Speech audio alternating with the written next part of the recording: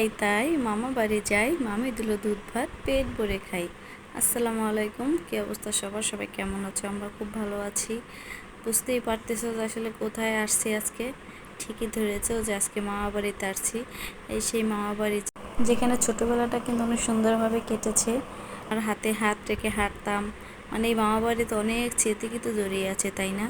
আর ভাবতেই খুব ভালো লাগে যে আমার যে মা, এটা কিন্তু তার শৈশব কেটেছে, আর এটাই কিন্তু তার জন্মস্থান। এখানে কিন্তু তার ছোটোবেলাটা পার করেছে সে। মানে ভাবতে মজা লাগে, তাই না? যাই হোক, আজকে কিন্তু চলে আসছি মামা বাড়িতে।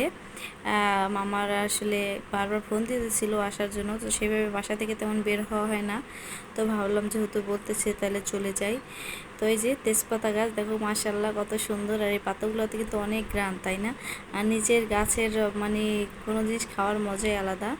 আর এই ছোট্ট একটা আম গাছ, মাশাল্লাহ আম গাছটা এত সুন্দর আম হয়েছে বলার মতো না। তো যে কারণে আজকে মামা বাড়িতে আসা, আসলে আমার মামার ছোট্ট একটা দোকান আছে, তো ওই দোকানে আজকে হাল শুনছিল, তো মামা বলতেছিল যে আসো। তো এই জন্য ভাবলাম যে যাই, তাহলে যাইয়া ঘুরে দেখে আসি।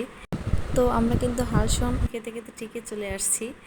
মানে মামা বাড়ির মজাটাই আলাদা। যাই হোক, চলে আসলাম মামা বাড়িতে। আর এতে এসে দেখি যে আসলে রান্না বান্না হয়ে গেছে। গরুর মাংস দিয়ে বিরিয়ানি করছিল।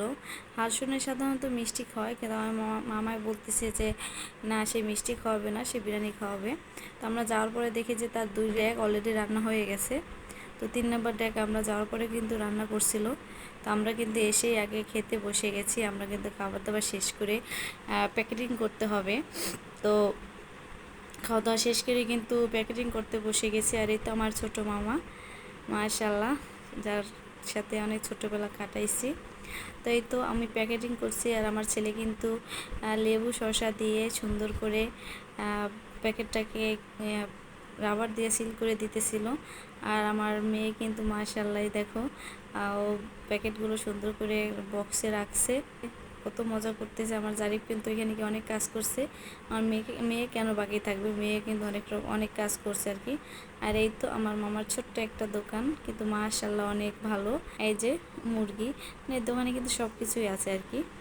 কি সুন্দর দেখো পরিবেশটা, মানে এত সুন্দর দেখা যায়। আসলে গ্রামীণ পরিবেশ যেগুলা, সে দেখতে কিন্তু আসলে খুব ভালো লাগে।